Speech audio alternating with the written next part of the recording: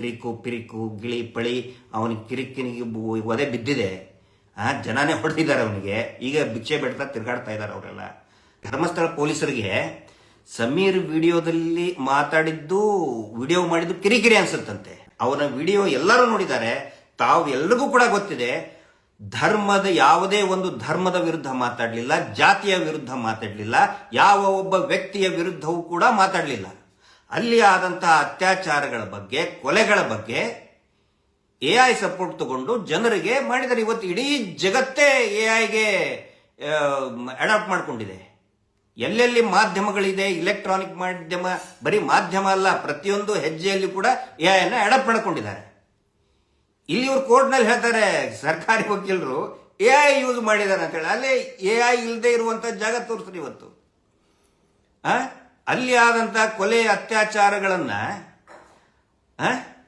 AI ಮುಖಾಂತರ supportive ಆಗಿ ತೋರಿಸಿದ್ದಕ್ಕೆ ಅದೇ ಒಂದು ಅಪರಾಧ.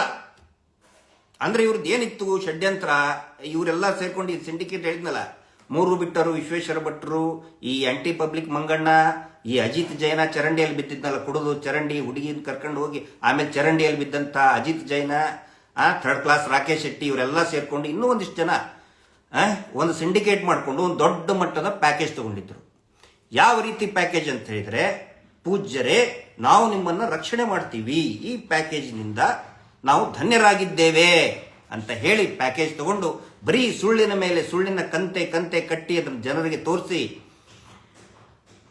ಇಡೀ ಪ್ರಕರಣವನ್ನೇ ದಿಕ್ಕು ತಪ್ಪಿಸುವಂತ, ಜನರ ದಿಕ್ಕು ತಪ್ಪಿಸುವಂತ ಕೆಲಸವನ್ನ, ಷಡ್ಯಂತ್ರವನ್ನ ಈ ಟಿವಿ ಚಾನೆಲ್ಗಳು ಮಾಡ್ತಾ ಬಂದು, ಬರೀ ಟಿವಿ ಚಾನೆಲ್ ಅಲ್ಲ, ಇವ್ರಿಗೆ ಪರವಾಗಿದ್ದಂತ ಕೆಲವೊಂದಿಷ್ಟು ಏನು ವಕ್ತಾರರಿದ್ದಾರೆ, ಆ ಕಿರಿಕು ಪಿರಿಕು ಗಿಳಿ ಪಳಿ ಅವನಿಗೆ ಕಿರಿಕಿನಿಗೆ ಒದೆ ಬಿದ್ದಿದೆ. ಜನನೇ ಹೊಡೆದಿದ್ದಾರೆ ಅವನಿಗೆ. ಈಗ ಭಿಕ್ಷೆ ಬೇಡ್ತಾ ತಿರುಗಾಡ್ತಾ ಇದ್ದಾರೆ ಅವರೆಲ್ಲ. ಅಷ್ಟು ದುಡ್ಡು ಹಾಕಿ, ಇಷ್ಟು ದುಡ್ಡು ಹಾಕಿ, ಅಲ್ಲಿ ಕೆಲಸ ಕೊಡಿಸಿ, ಇಲ್ಲಿ ಕೆಲಸ ಕೊಡಿಸಿ ಅಂತ ಹೇಳ್ಕೊಂಡು ಅಂಥವ್ರನ್ನ ಇಟ್ಕೊಂಡು ಈ ಬಡ್ಡಿ ಪೂಜ್ಯರು ಇವರು ಮಕ್ಕಳು ಮಾಡಿದ್ದ ಕೊಲೆಯನ್ನ ಮುಚ್ಚಿ ಹಾಕೋದಕ್ಕೆ ಮಾಡಿದಂಥ ಷಡ್ಯಂತ್ರ. ಈಗ ಸಮೀರ್ MD ಅವರಿಗೆ ರಿಲೀಫ್ ಸಿಕ್ಕಿದೆಯಲ್ಲ, ಯಾಕೆ ಮಾತಾಡ್ತಾ ಇಲ್ಲ ಅಂದ್ರೆ, ಪೊಲೀಸರಿಗೆ ಇವರು ಎಷ್ಟು ಕಚ್ಚ ಕೆಟ್ಟ ಕೊಳಕ ಮಾತಾಡಿದ್ರು ಅದು ಇವರಿಗೆ ಕಿರಿಕಿರಿ ಅನಿಸ್ಲಿಲ್ಲನು? ನಾನು ಕೇಳೋದಿಷ್ಟೇ, ಆಯ್ತಪ್ಪ ನಿಮ್ಗೆ ಕಿರಿಕಿರಿ ಅನಿಸ್ತಾ? ಸಾರ್ವಜನಿಕರಿಗಂತೂ ಅನಿಸ್ಲಿಲ್ಲ, ಯಾರಿಗೂ ಅನಿಸ್ಲಿಲ್ಲ. ಆದರೆ ಇದೇ ವಸೂಲಿ ಬೆಲೆ ಧರ್ಮದ ನಡುವೆ ದ್ವೇಷ ತರಿಸುವಂತ ಈ ಸಮೀರ್ ಅವ್ರನ್ನ ಮುಂದಿಟ್ಕೊಂಡು ಧರ್ಮದ ನಡುವೆ ದ್ವೇಷ ತರುವಂಗೆ ಮಾತಾಡಿದ್ನಲ್ಲ, ಪೊಲೀಸರಿಗೆ ಸುಮೋಟೋ ಹಾಕ್ಬೇಕಂತ ಅನಿಸ್ಲಿಲ್ಲ. ಎಲ್ಲಾ ಟಿವಿ ಚಾನೆಲ್ಗೂ ಹೋಗಿ ಕೆಟ್ಟ ಕೊಳಕ ಬೈದ್ರು, ಅವ್ರ ಮೇಲೆ ಸುಮೋಟೋ ಕೇಸ್ ಹಾಕಬೇಕು ಅಂತ ಹೇಳಿ ಪೊಲೀಸ್ ಇಲಾಖೆಗೆ ಅನಿಸ್ಲಿಲ್ಲನು? ಅದನ್ನ ನಾನು ಕೇಳ್ತಾ ಇದ್ದೀನಿ ಇಲ್ಲಿ ಸಾರ್ವಜನಿಕವಾಗಿ. ಅದನ್ನು ನಾನು ಪ್ರಶ್ನೆ ಮಾಡ್ತಾ ಇದ್ದೇನೆ, ಪೊಲೀಸರಿಗೆ ಪ್ರಶ್ನೆ ಮಾಡ್ತಾ ಇದ್ದೇನೆ.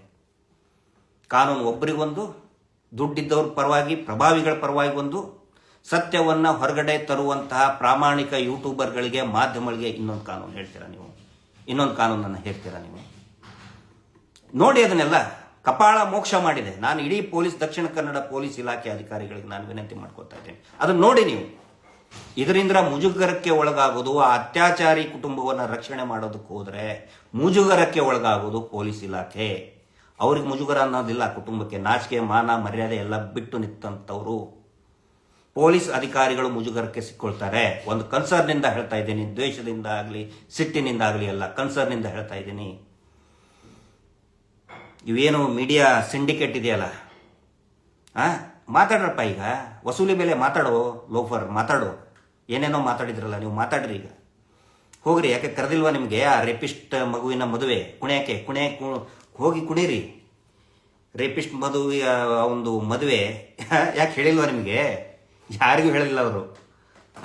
ಆಸ್ಪತ್ರೆಗೆ ಬಿದ್ದರೂ ಕೂಡ ಯಾರಿಗೂ ಹೇಳಲ್ಲ, ಮದುವೆ ಮಾಡ್ಕೊಂಡ್ರು ಕೂಡ ಸಾರ್ವಜನಿಕವಾಗಿ ಹೇಳಲ್ಲ. ಇದು ಯಾವ ಥರ ಅಂತ ಹೇಳಿದ್ರೆ, ಈ ಟೆರರಿಸ್ಟ್ಗಳು ಮಾಡ್ತಾರೆ, ಹಿಂಗೆ ಭೂಗತ ಪಾತಕಿಗಳು ಮಾಡ್ತಾರೆ. ಈ ಟೆರರಿಸ್ಟ್ಗಳು ಅವ್ರ ಮನೆಯಲ್ಲಿ ಮದುವೆ ಆದರೆ ಯಾರಿಗೂ ಹೇಳಲ್ಲ, ಸೀಕ್ರೆಟ್ ಗುಪ್ತ ಆಸ್ಪತ್ರೆಗೆ ಸೇರಿದ್ರು ಕೂಡ ಯಾರಿಗೂ ಹೇಳಲ್ಲ, ಗೊತ್ತೇ ಆಗಲ್ಲ. ಈಗ ದಾವೂದ್ ಇಬ್ರಾಹಿಮಿಯಲ್ಲಿ ಹಾಸ್ಪಿಟಲ್ ಇದ್ದಾನೆ, ಅವ್ನ ಮಗನ ಮದುವೆ ಆಯ್ತಾ, ಯಾರಿಗೊಂದು ಹೇಳಂಗ, ತುಂಬಾ ಕ್ಲೋಸ್ ಇದ್ದವ್ರಿಗೆ ಮಾತ್ರ ಡೋರ್ ಕ್ಲೋಸ್ ಮಾಡ್ಕೊಂಡು ಮದುವೆ ಮಾಡೋದು.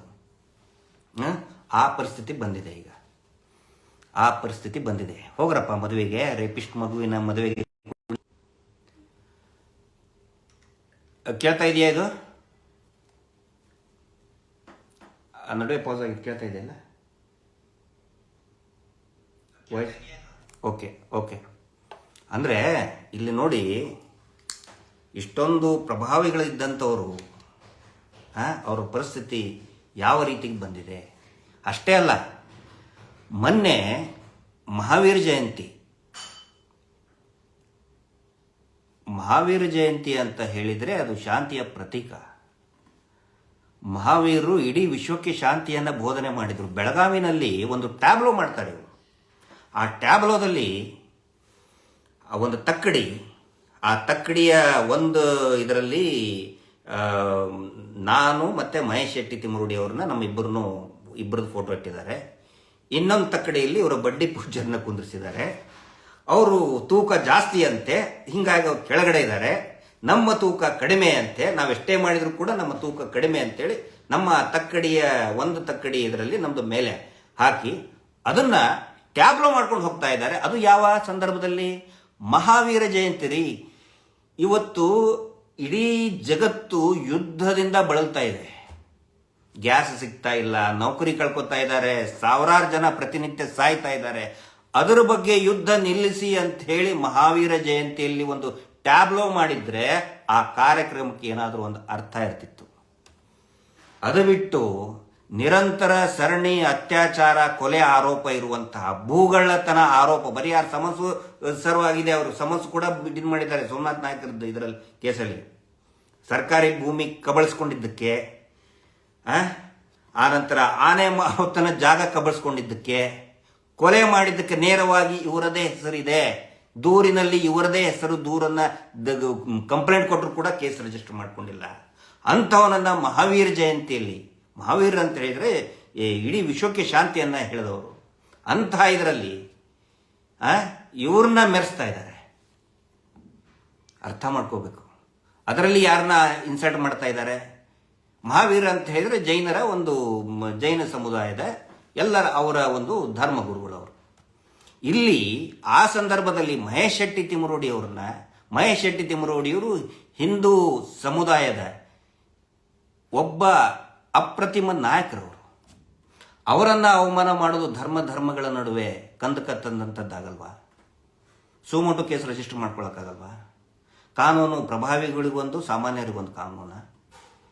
ಇದನ್ನು ನಾನು ಕೇಳ್ತಾ ಇದ್ದೇನೆ.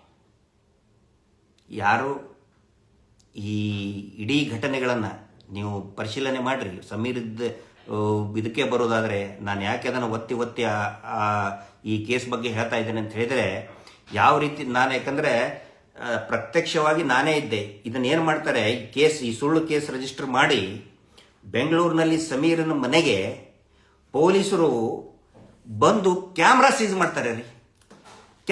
ಮಾಡ್ತಾರೆ. ಆವಾಗ ಅವರ ಸಮೀರ್ ಮನೆ ಸುತ್ತಲೂ ಫುಲ್ ಕ್ಯಾಮ್ರಾ, ಟಿವಿ ಚಾನಲ್, ಎಲ್ಲಾ ಪತ್ರಕರ್ತರು ಬಂದು ದಾಳಿ, ಸಮೀರ್ ಮನೆ ಮೇಲೆ ದಾಳಿ, ಆಸ್ ಇಫ್ ಏನೋ ಒಂದು ಸಮಾಜಘಾತಕ ಕೆಲಸ ಮಾಡಿಬಿಟ್ಟಿದ್ದಾನೆ ಅನ್ನೋ ರೀತಿ ಬಿಂಬಿಸಿದ್ರು. ಈಗ ಯಾಕೆ ಮಾತಾಡ್ತಾ ಇಲ್ಲ? ಈಗ ಯಾಕೆ ಡಿಬೇಟ್ ಮಾಡಿ ಮಾತಾಡ್ತಾ ಇಲ್ಲ? ರಿಲೀಫ್ ಸಿಗ್ತಲ್ಲ, ಯಾಕೆ ಮಾತಾಡ್ತಾ ಇಲ್ಲ?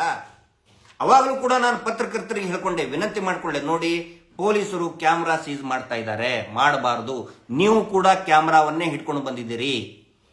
ಅದು ನಿಮ್ಮ ಪ್ರೊಫೆಷನ್ ಅಷ್ಟೇ ಅಲ್ಲ, ಅದೊಂದು ಪವಿತ್ರವಾದಂಥ ಇಕ್ವಿಪ್ಮೆಂಟ್. ಅದು ಪೊಲೀಸರು ಕ್ಯಾಮ್ರಾ ಸೀಸ್ ಮಾಡಿದ್ದಾರೆ ಅಂತ ಹೇಳಿದ್ರೆ ಈ ಸಂವಿಧಾನದ ಒಂದು ಸ್ವಾತಂತ್ರ್ಯವನ್ನು ಕಸ್ಕೊಂಡಂಗೆ, ಸ್ವಾತಂತ್ರ್ಯವನ್ನು ಸೀಸ್ ಮಾಡ್ದಂಗೆ. ಇದು ಸಮೀರಿಗಲ್ಲ, ಎಲ್ಲಾ ಪತ್ರಕರ್ತರಿಗೂ, ಎಲ್ಲಾ ಕ್ಯಾಮರಾಮನ್ಗಳಿಗೂ ಮಾಡಿದಂಥ ಅವಮಾನ. ದಯವಿಟ್ಟು ಅವಮಾನ ಮಾಡಬೇಡಿ ಸಮೀರ್ಗೆ ಅಂತ ನಾನು ಹೇಳಿದ್ದೆ. ಇವತ್ತು ನನ್ನ ಮಾತು ಪ್ರೂವ್ ಆಗಿದೆ. ಹೈಕೋರ್ಟ್ ಸ್ಟೇ ಕೊಟ್ಟಿದೆ. ಯಾವ ರೀತಿ ಅಂತ ಹೇಳಿದ್ರೆ, ಏನೋ ಒಂದು ದೊಡ್ಡ ತಪ್ಪು ಮಾಡಬಾರ್ದು, ತಪ್ಪು ಮಾಡಿಬಿಟ್ಟ ಅಂದ್ರೆ ಇದೆಲ್ಲವೂ ಕೂಡ ಒಂದು ನ್ಯಾರೇಷನ್ ಬಿಲ್ಡಪ್ ಮಾಡೋದಿತ್ತು. ದೂರು ಕೊಡೋದನೇ ಅಪರಾಧ, ಅತ್ಯಾಚಾರ ಆಗಿದೆ ಅಂತ ಹೇಳೋದನೇ ಅಪರಾಧ.